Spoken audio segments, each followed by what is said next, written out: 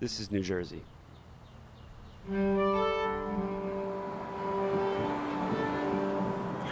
Well, the American dream, as I understand it, I guess it means different things to different people. I guess in the broad context, it meant doing as best you could in terms of caring for yourself and your family, ensuring that if you had children, that they did better than you did. So that was part of the American reality, American dream. As I said, the American dream I guess there are some universal components to it, but also for some people who, for example, African Americans who didn't feel they were part of the American dream, the ideal of the American dream, there was a different reality once again. And that reality was the ability, just as the broader society, was to raise a family and enjoy the riches that American life could bring to one.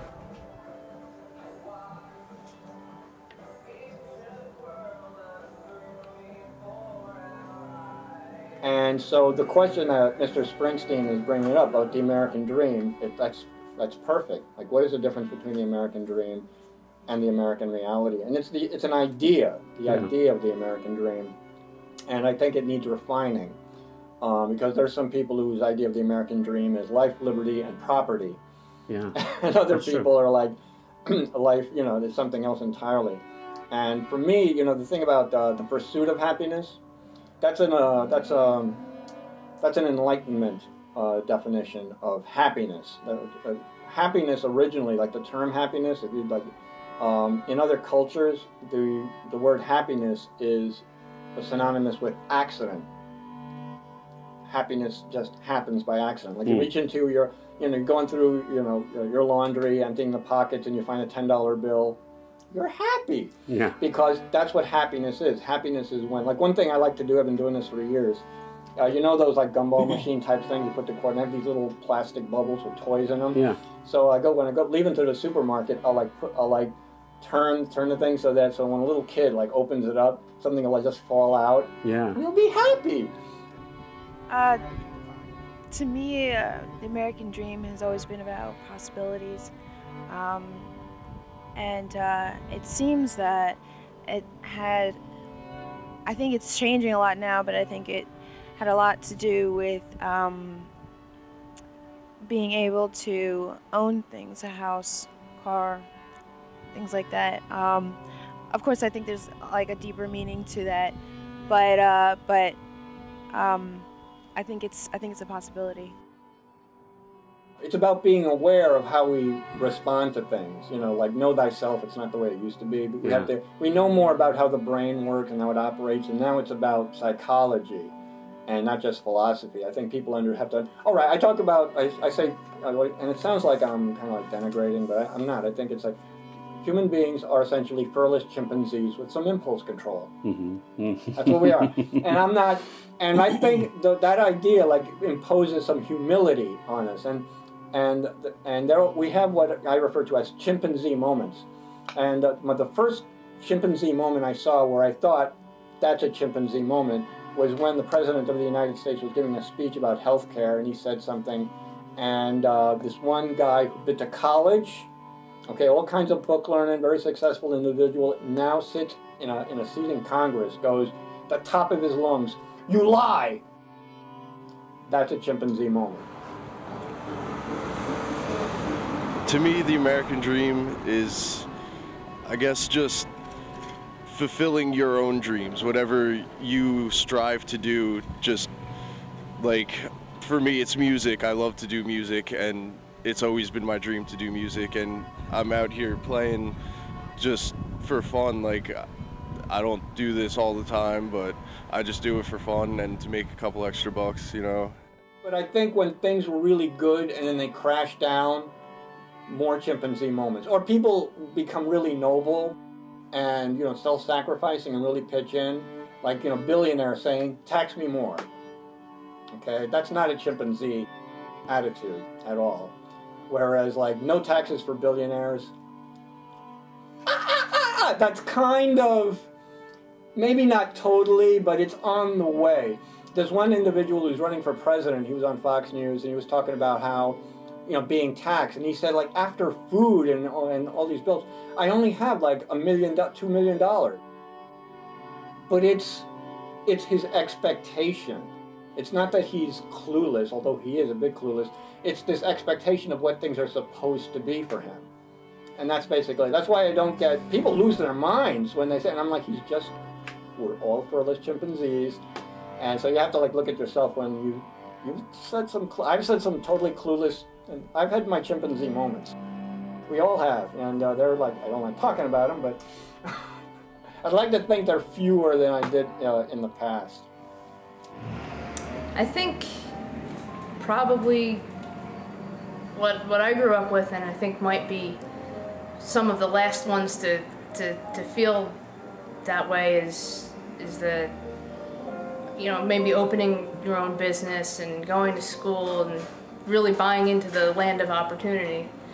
I think that's what it was when I was a kid, and I think that's iffy now. It's changing. I think people are getting more pessimistic about everything. I think optimism was what the American dream was, and I think that's kind of fading, and hopefully we can get it back.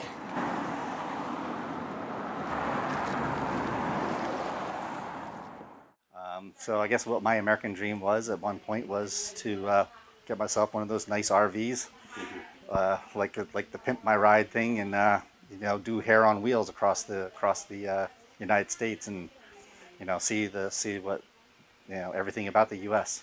My name is Rick Bragg. I'm a native of Manahawkin. I've been in the salon industry for 32 years, and this is my salon, and so I've been in business since 1989. Well, my actual dream was to be retired like in my late 50s, early 60s. So I'm 50 now, and I'm just looking down the road saying, not even possible. Ourselves, we've been working harder than ever, doing events, things like that to promote business and promote the salon. So fortunately, I've had the same team for probably 8 to 10 years now. So we have actually seen an increase in business. However, all the increases from the gas going up makes everything else go up. So we're working harder and making a little less, basically, is what's happening.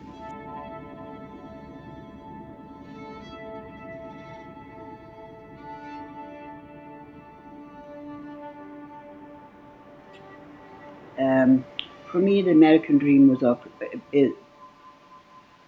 opportunity. I don't think the opportunity is there as much for the American citizen, unfortunately. My name is Marie Forbes, presently living in Oceanport, New Jersey, and I was born in Glasgow, Scotland. When it's warm enough, this is where I dwell. We have a dog. He's out right now. What happened to compassion? Yeah. I mean, that is my big question now. What happened to compassion in this country? Have you any idea? I do. All I have to do is think about Tent City, our soldiers, men and women coming home, having no place to live or a job.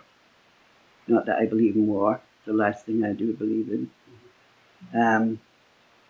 The people are unemployed. 1 in 3, I think, children in this country go to bed hungry. The numbers are higher in New York City of the kids not having breakfast before they... I mean, I could go on and on. I'm very politically involved. Yeah. I'm horrified as to what has happened to this. I love this country. It was the country of my choice. I choose to become a citizen. It's not the same. We have totally lost our way. Why do you think? I think money is power. That's not my belief, but that's where we've gotten. People have lost their hope, and they're really struggling just to survive, and that's never a good place for revolutionaries. And it will be the youngsters, won't be my generation. It'll be the kids, whose future we have destroyed. But they'll rebuild their own future.